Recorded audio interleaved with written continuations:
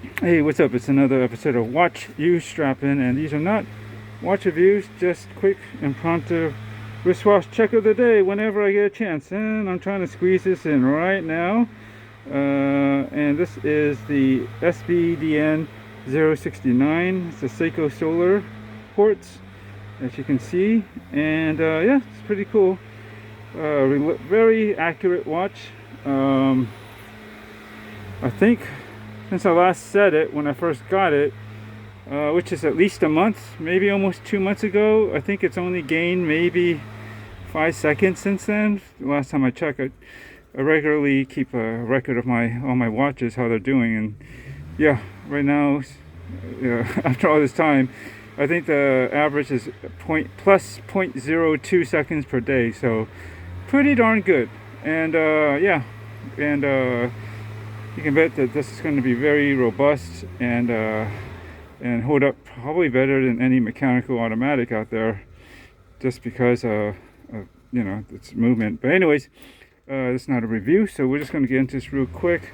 Sorry about the noise. There's obviously a gardening or something going on. This is on a MN, Erika's original MN strap, and this is in the navy with a dark gray stripe. And yeah, I think it looks pretty good with this. You know, my goal when I got this watch was to try something a little different. I've done a lot of homages for vintage, like Submariners and particularly Tudors, like the stuff that look like what Marine Nationale used, and they're cool, but for some reason they didn't stick with me. And so, this approach this time, I do like my homage watches, but I'm trying to do something a little bit different than what I've been doing, which was more of a literal translation, snowflake dials, snowflake hands, Submariner style bezels and so forth. And this time I wanted to go with something that touches on all that, but then it's not exactly a copy or such a derivative. This is kind of done in more of a Seiko fashion with its bezel and case and everything. But I wanted to achieve, what I liked about those vintage watches was the tone, right? It wasn't, the dials were kind of faded, or tropic, whatever you want to call it. But particularly the bezels, the way they were faded, that tone that they get into a gray or even a blue, kind of a bluish light tone, or blue-gray even. That's what I really like. And so my approach this time was to get something that basically mimics most of that feel and look, but without being complete, trying to look the vintage part necessarily, I'm just appreciating the tones and colors that those vintage watches have, but in a more modern form, I guess. Although they still kind of can kind of pass as a bit of a vintage style too, I would say, but obviously it's not. But yeah, I mean, it's got a nice tool watch vibe with the drilled lugs. It's got kind of a beefy case too. Not super beefy, but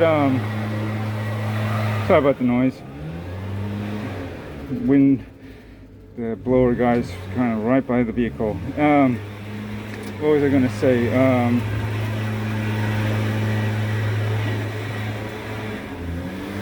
Go away, dude. All right. So yeah, so I'm just trying to get that vibe, and with the recent Tudor Marine Nationale, the Pelagos FXD, it has a pretty cool like navy and gray with a gray stripe. I guess it's a Velcro strap, but that look. And I was trying to, this one from Erika's original has kind of that vibe too, with the navy and the dark gray, but that gray stripe isn't quite as thick. But that's all right. It still gives me that kind of look and feel, and that's basically what I wanted to go with.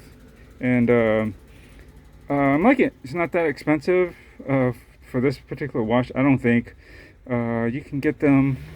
Can be sort of pricey, but the best price I got for this was under 400. I think it's under 400, under 500, because I know these can be over 500. I think it's it was just under, it was like around like the low fours or something. It's from Sakura, I believe. Sakura watches, they're in Japan. They seem to have pretty good prices on a lot of Seikos and probably other Japanese models as well, but that's where I would go. And is the bezel and everything perfect? No, it isn't, but it's close enough. And for what this is and how I'm taking it, I'm not really all that bothered by it. In a way, it's kind of getting me to loosen up on strict tolerances. Like, okay, well, there's other things involved, and if it's close enough and it's not too bad, let's deal with it. I mean, Seiko, they're kind of known for their misalignments, but that's all right. It seems to hit the marks for the most part, and most of the alignment's pretty good. Anyways, just wanted to show this off, and that's about it. So I'll get you in the next one. It's a nice slim 40 millimeters, 20 lug width. Forget the lug to lug, but it's pretty short too. But I was saying before I got distracted, I think the lugs are kind of beefy, so it's got kind of a modern Submariner kind of build to it. If you look from the top, right, a little bit broad, but not too bad. Like the look of the bezel too. Is very nice, deep kind of coin edge, very grippy, and works well. All right, thanks for watching. I'll catch you in the next.